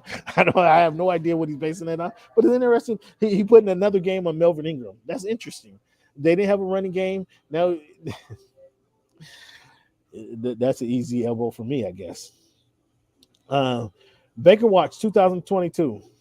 Are you guys still waiting to get Baker for the cheap, or you don't want him? What's the deal? On the cheap. You playing? I see you playing. I noticed you playing head games with him. Like this is he's playing head games with himself. I mean, for sure. Yeah, he loves the Pacific Northwest 206. He's heard all these great things about it. I mean, he's seen the success that Russell Wilson had while he was here and the culture that we create around him. And he feels like it can be a positive motivation to perhaps, kind of resurrect his career a little bit. And great. We'd like to have him for 2-3 mil. 2 or 3 mil. And the going rate for an average quarterback is around 22 mil. You see how this is typical Seahawks. Typical Seattle Seahawks. They try to get players on the cheap. They try to put. Why don't you guys put what's my man Rashad Penny at quarterback? And just run a wishbone or the wishbone offense all season long. Since you guys want to be different and try to make players do things that they're not good at, why don't you just put Rashad Penny at quarterback? Why don't you guys do that? You, Pete Carroll, and John Snyder come up with that philosophy and see how well that worked for you guys. It's a quarterback league. That's not a wise decision, Cam. All right, Ninja. This is the last time I'm giving you some airtime because you question Tua. He got to be better than Brisket was Brissett was, excuse me. Brissett wasn't brought in to be the starting quarterback. Brissett was brought in to be the backup quarterback. That's not what he's saying. He's saying if they play the AFC South this year, you take the over. It all depends on Tua. You got to be better than Brissett was. You comparing Tua to Brissett, you ought to be ashamed of yourself. Brissett is a backup quarterback. So what? He should be better than so he's better than him. So he's better than him, so they should win more games. That's all he's saying. I think that's all he's saying. Depends on Tua. He's better than Brissett. Man, why goodbye, Ninja. Goodbye, Ninja. Ninja speaks the truth, is what it is. Cam don't like it when you speak the truth on his show. What's your first takeaway about the schedule? I thought it was grimy the way they threw Russ and he didn't like it. Ninja, thank you for participating in the show, Ninja. I don't agree with you, but thank you for participating in the show. Yeah, that was grimy. All of the rest of it, That's funny. That's funny that you thought it was grimy because you're just a little salty that Russell's coming back in week 1. You guys don't even get a chance to kind of see what life without Russell was like. he's right back in your face. Week 1, he's back in the starting quarterback, just on the opposite team. Why are you jumping around, skipping, clicking your heels, man? Rubbing your belly. Man. I just thought it was kind of comical. You're overly enthusiastic. I thought it was. I think Sierra asked. I think Sierra wanted to come back to Seattle that weekend, though. I think she wanted to spend Memorial Day weekend in Seattle. So they're just like, okay, we'll schedule the weekend for you guys in Seattle. There, how about that one? So that's cool, man. That's cool. Maybe he'll go back even on Tuesday. Tuesday to go visit some hospitals like he used to do, like back to the old school things that he used to do. Fans, do you hear this, man? This is so sarcastic and bitter and cold, man. It's ridiculous, man. I'm just saying. He barely curb his enthusen. Has Drew Lock? He wants to rub it in. Has Drew Lock been in any hospitals up there? Face. Has Drew Lock been in any hospitals? Do they have footage of Drew Lock video visiting the hospitals? We don't know what Drew. We don't have footage of Drew Lock video. Did Drew Lock take the team to Hawaii though? Did Drew Lock take the receivers to Hawaii to kind of build that bondage? That togetherness. Did Drew Lock do that? Did he do that? I mean, did you guys suggest that he does that? Or did they go to West Seattle? Did they even go to West Seattle? How about Glenn Coulon? Did they go to Glenn Coulon and throw some passes on the sand? Gene Coulon. Yeah. Gene Coulon. If you're going to disrespect, at least disrespect right. Okay. Okay. Or what? Did they go to the Golden? What is it? The Golden Alps? What is it? I forgot what is the Golden Shores? What is it? The Golden Shores out there? What did they go to the beach and throw some passes on the beach? You know what I'm saying? Or did they go to play with the driftwood or something? Team bonding or anything like that? How about Washington State Beach? Did they do anything? Any footage or any knowledge of Drew Lock building his Drew's not established himself as the leader to that extent to this point. Oh, he hasn't. No. Oh, interesting. So any team sightings, whose job is this now? You don't have a leader. You got rid of your linebacker. Did we talk about Bobby Wagner going to sign with the Rams? Did we talk about that? We did touch on that a bit. We haven't touched on it extensively, no. So who now? Since you don't have Russell Wilson taking the offense to Hawaii and building that team camaraderie, you don't have Bobby Wagner, taking the team to Kirkland, Washington, to on the Kirkland waterfront beach to have some practice there and some defensive powwow. Well, who's leading this team? Who's some of the leaders on your team? Cam, those leaders will reveal themselves over time. Oh, right so that means you don't have the established leaders that we've had in the past. That means you don't have other players need to step up and step into that role. So basically, you don't have no leaders on that team. Interesting. I did not say that. I just said that. That's what it sounds like. So we looked at the Seahawks roster or the Seahawks schedule. We looked at we looked at the Dolphins schedule. Now, just to give Cleveland some ammunition and little shits and grins here, let's look at the Los Angeles Chargers schedule. Okay, Let's see what's your prediction on the Chargers. let's hear it. Let's see what Let's he hear had it. to say about the Chargers. So the Chargers open up at the Raiders. Whew. Okay, Thursday okay. night game, or excuse me, that's a Sunday game. But at the Raiders, first Thursday night game, they're at KC.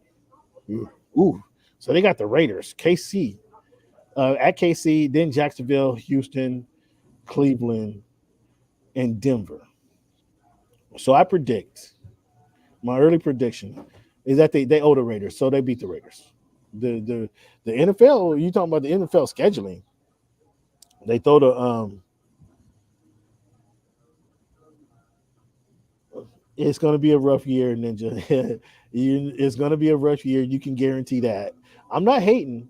I'm just talking. I'm having. No, he's talking to me. He's talking to me. I'm having. He's talking to me. He ain't talking to you. He's talking to me. All right. Well, you and Ninja have the conversation then. What do you got to say, then, Ninja? Who is it? Is this? Yeah, it was a rough year. It was a rough off season, and it could quite possibly be a rough regular season. I'm prepared for that. Okay. Well, as long as you're prepared for that, that's all that matters. I'm wanting to hear the rest of your Chargers thing because I got something to say at the end. Yeah. Okay. So again, they play the Raiders. So you talk about the NFL. You talk about how cold-hearted the NFL is.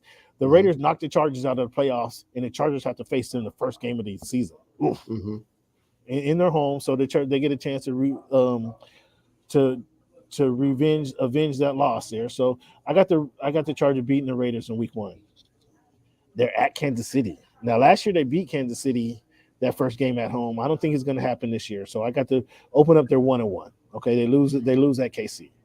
They got Jacksonville at home. They go to Houston. So now we're 3-1.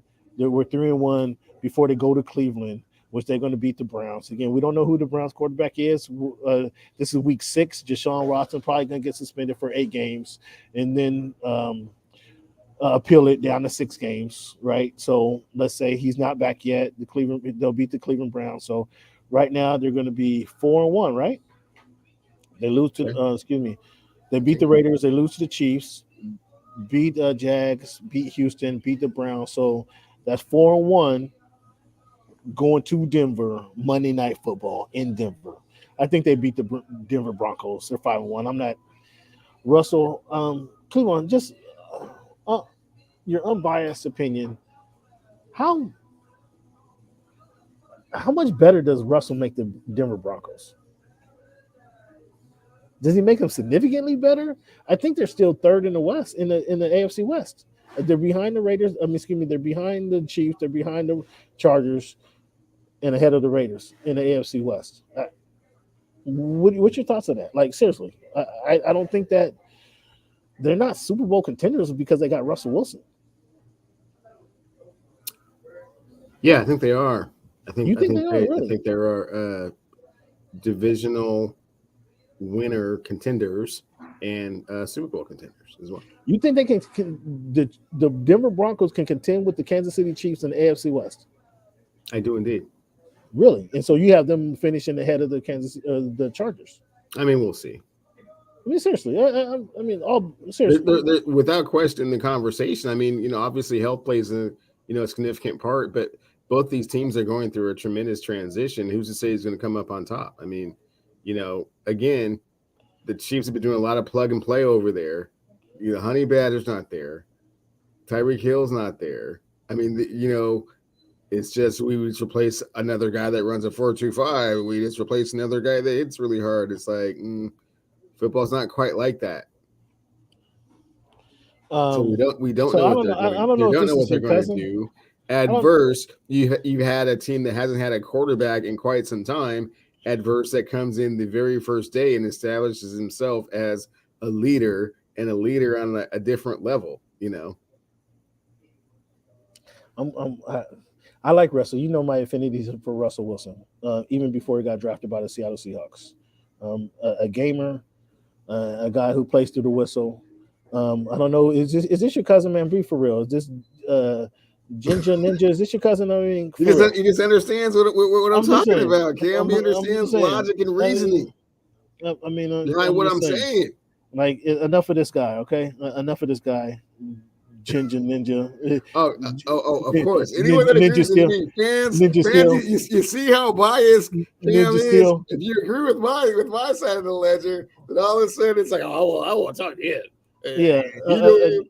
Ninja Steel, Ginger Steel, Come on, yeah, man. whatever your name is. Yeah, I'm just waiting to get through the rest of your Chargers schedule so I can do my thing. All right, but I mean, all right, so here we go. We got the Chargers again. I think they beat the Raiders. They lose to the Chargers, so that's 1-1. They beat the Jaguars. They beat the Texans. They beat the Browns, so that's 4-1 right there. I think they beat the Broncos. I just don't see, in all honesty, sure they're going to be better. Sure, Russell was a better quarterback than Drew Lock. Yes, obviously, clearly, right? The Broncos will be more formidable. They will be better. I'm just not confident in Russell moving the needle for the Broncos. I just don't know how much that elevates them. I still don't have them over the Chargers and over the Kansas City Chiefs. That's my opinion. We'll see what happens. So I have them beating the Broncos. So I have them going 5-1 after week 6. They play the Seahawks. So that's 6-1. They're on a bye. They have the Atlanta Falcons. That's 7-1. They play the Niners. Okay, let's say they lose to the Niners at San Francisco. I mean, I think that could be a toss-up, but let's just say I'm being conservative. They lose to the Niners, so that's 8-2, right there. Did I have in my math right? 8-2. After week 10, they play the Chiefs again. They already lost to the Chiefs, so I think they win this one at 9-2 at home. They lost to the Chiefs earlier in the year. I gave them a loss. They have the Arizona Cardinals. And we don't know week 12. So that's 9-2 when they played after they beat the Chiefs the second time. They play the Cardinals. We don't know what the Cardinals is going to be at this time. I like to say the Cardinals are going to be a really good team, but as we all know, the Cardinals in September is a much different team than the Cardinals in November or December. So who will the Cardinals be at this time? I don't know. So I'm going to say, just conservatively, I say they lose to the Cardinals. We don't know who the Cardinals be. We'll just say they'll be 10-3 at 9-3 at week 12. They have the Raiders again at at Las Vegas. Let's just say conservatively they lose that game. They're 10-4 now going into week 14, welcoming the Dolphins. They beat the Dolphins, so they're 11-5 going into week 15. 11-4 is where you're at. 11-4. Going welcoming the Tennessee Titans into SoFi Stadium.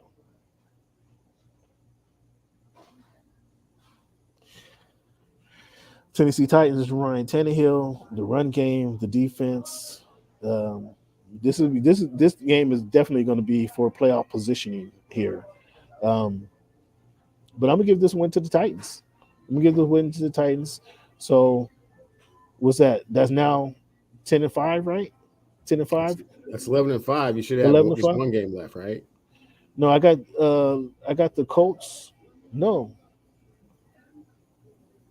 All right, here, you count the losses. Okay? How many games are left? You can count the losses. Just count the losses. I got them beating the Raiders. That's one. Losing to the Chiefs in week 2. They're going Jacksonville, Houston, the Browns, the Broncos, the Seahawks, the Falcons. I got them losing to the Niners.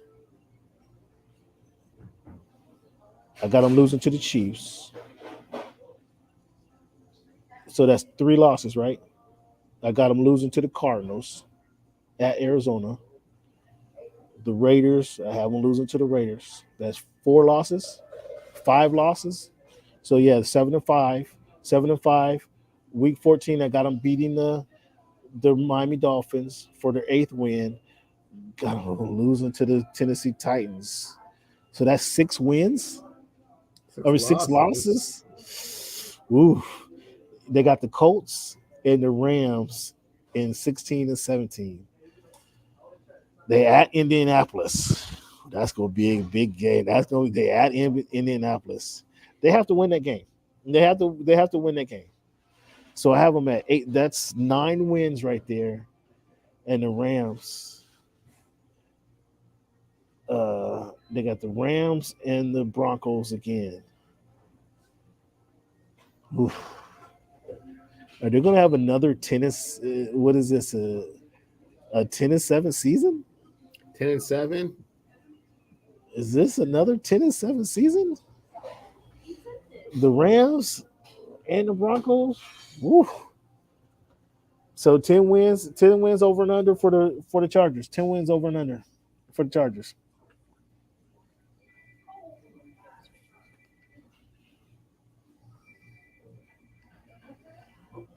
Another 10-7. That's what I just counted, folks. I just counted 10 wins for the Chargers.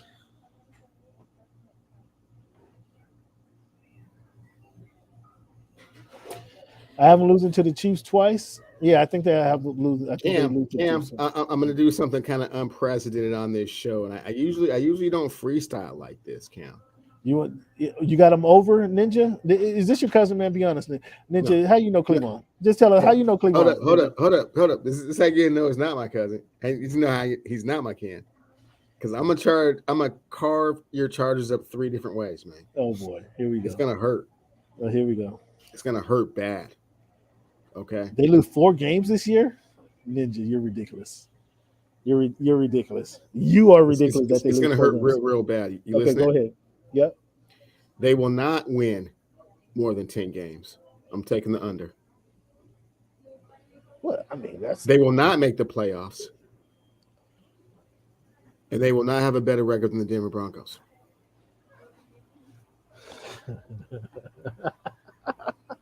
See, fans, this is what he does. This is what he does to kind of stoke the fires. But then when I ask him to put something on it, he's gonna say, "Oh no, I'm not that." Oh no, we're gonna put all kinds of stuff on it, fans. Fans, do not worry about that. We're gonna put so much lather on this. We're gonna put so much stuff on this. I'm just giving him a preface, a preview of what is to come, and I'm gonna carve him up in 3 different sections. They're all gonna be different, but all painful in their own way. Chargers will not make the playoffs. Is your first comment? Make the playoffs? Chargers will not make the playoffs. Okay. This is not a parlay? You're not saying like all these things will no, it's not parlay. Right? But I mean, obviously, if I parlay all these, well, then something else, bigger comes. The culmination, for sure. They're all individually separate things, but if when I hit the parlay, that's something. Are you putting something on this? Are you putting something on this, or are you just talking? Putting all kinds of stuff on it, Cam. Okay, I haven't even really delved into what it's going to be. It's just going to be so amazing. And fans, just so you know why this is happening, it's because Cam has been putting bad juju all over the place. Okay, he tried to come back and get all close and huggy, feely with the Dolphins. They're like grossed out. He's been trying to rub the Russell Wilson divorce in Seahawks faces. Yeah, that's why it's all coming down on him. I had to go talk to Ubu Pearl, man. Put a hex on those guys, man, just because you were talking so bad. All right.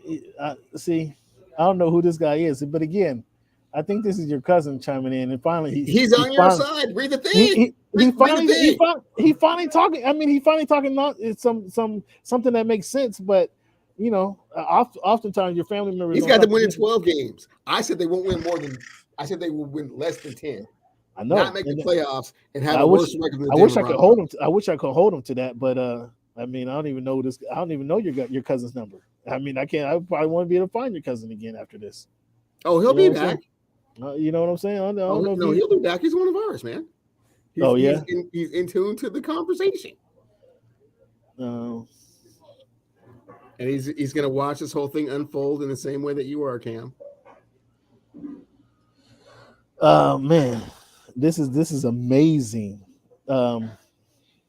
This is amazing. So Cleveland says You taking 7 wins? No, you said the Chargers will not make the playoffs. What else did you say? They will win less than 10 games, and they will have a worse record than the Denver Broncos. All three of those things will happen. And when all of those things happen and I win the trifecta, ooh, yeah, the payout for that's going to be phenomenal. The Chargers will have a worse record than the Denver Broncos? Yes. You really miss Russell, don't you? You really miss Russell, don't you? You really miss him already. I mean, that's the only reason somebody was making an assertion like that is because they miss a guy. I think you really miss him.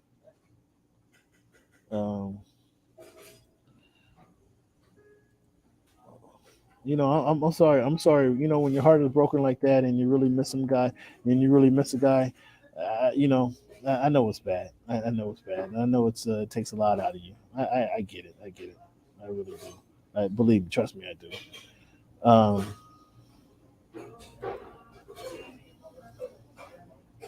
trying to figure. I'm sorry. I'm trying to figure out how to get this off my screen. I want to scroll. I do want to scroll, save, but I don't want it here stuck on my screen. All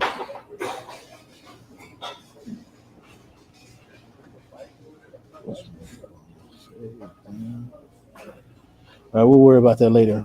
So that I got this though. I got this one here though. That's the one they have. We're gonna come back to that one again. Winnings 2BD TBD. Let's move on, Cleveland. We looked at the Chargers win. You know, Drew Lock. You want to touch on Drew Lock and give us a Drew Lock update? There's no Drew Lock updates, Cam. No Drew Lock update, huh? No. Well, when he takes his family to the grocery store, or he takes his kids skiing or skating, you know, let the people know, okay? All right. Any updates on the Seahawks this week? I mean, did they have rookie training camp? What the rookies look like? They did. They went well. It went cool, smooth walkthroughs. All right, fans. To keep this moving, we're going to give you this week in history. May 17, 1957, the school's desegregation law, Brown v. Wade of education, was addressed. 1704, and May 20th, the school for slaves was founded by Elias Newell in 1704, believe it or not. In 1854, May 24th, Lincoln University in Pennsylvania, the first black college in the United States, was founded. That's in 1854. 1969, May 17, 1969, Bell, Cleve, and Pitts agreed to terms. Baltimore, Cleveland, and Pittsburgh agreed to go from NFC to AFC in the NFL. So that was interesting. Did you know that Baltimore, Cleveland, and Pittsburgh were once in the NFC? They agreed to go to the AFC. I did not know that. I didn't know that. So in 2018, May 17th, Michigan State University was forced to pay $500 million to over 300 survivors of the sexual abuse involving Mr. Larry Nassar. $500 million. Obviously, we know some people were heavily affected by that. What's your thoughts on Brittney Griner? Now the NBA says they're going to get involved now with this situation. What's your thoughts on the Brittney Griner situation? It's horrible. It shows racism, classism, sexism. I think that would have been a bigger outcry and push to get her back if she wasn't who she was, even given what it is that she did, which is not super egregious. It's not obviously the wisest decision in the world, but it's not like she was doing something, trying to bring plutonium out of the country. So, I think she's definitely served enough time over there in a Russian prison to be let out. But being in the middle of a stalemate between, a country at war and a country that doesn't like the country at war is a tough place to be in. So hopefully it's not much longer. Yeah, it's a wild situation, and hopefully she can come back soon. How'd you do last week in your bets, Mr. CJ Ridley? Did all right. Thanks so much for asking. Certainly did take Dallas Mavericks. That was plentiful. You had Mavericks. You called. I sure did. Oh, interesting. Oh, you had Luka. All of a sudden, you like Luca. I had leaned back Luca over Chris Paul. I sure did. Listen to this. That's a shot. That's another shot, fellas. That's just, Um, thoughts on Charlo dominating Castano? Did you see that? I saw a little bit of that. I thought that the Shakur fight was a little bit more dominant, but Wait. The Shakur, you thought his win was more dominant than Charlo over Castano? I didn't even watch it. yeah, for sure. I mean, I thought that he made a bigger step than Charlo did. Really? Okay, but Charlo's a unified champ. I mean, Shakur has some room to grow, if you will. I mean, it depends on what you're thinking, but I definitely think that Shakur was made a step that was bigger than the Charlo step. Okay. Um, did you see Bruce Ennis? So did you see? Did you? I mean, if you blinked, you missed it. But did you see Bruce Ennis fight? He fought before Charlo. I did not. Yeah, you gotta catch that guy next time he fights, man. Absolutely amazing. Quicker. He has the hand speed. He has the punching power. Um, he's 147. Man, he to me he looked more dominant in his fight than Tank Davis, and you saw Tank Davis and the danger he's done. Boots Ennis looked more dominant fighter to me, in my opinion. And I doubt that we're seeing those guys match up. He's a couple weight classes ahead of Tank, but he looked just as Tank Davis looked dominant. I know you're familiar with his work. Boots Ennis was that dominant. David Bennett just fights David Lemieux this weekend. Who you got? I had no idea he's going to win that fight, Cam. I'm waiting for the big fights. They're kind of starting to maturate a little bit. You know what I'm saying? With all these losses and people just can't just sit around and kind of pick their own shots. Sometimes they get in the ring and it's the mistake. I like that. So what you think about these boxers ignoring the potential for loss and just taking on the big fights anyway? Does that Nobody ever entice does you? that, Cam. Nobody does that anymore. Who does What do that? you mean? Well, I mean, I'm just saying you. That's would you rather see fighters do that or kind of protect that? Oh, I would prefer that they take the risk as opposed to, hand picking people that you're just supposed to be. Because anytime you do that, I mean, see Canelo Alvarez. You didn't think he was going to lose that fight. He had already scheduled like 2 fights after that fight. You wouldn't even think about that dude, right? You had all these other things lined up. It's like, oh, you're not thinking about me? Oh, okay. Well, let's just get in there and see.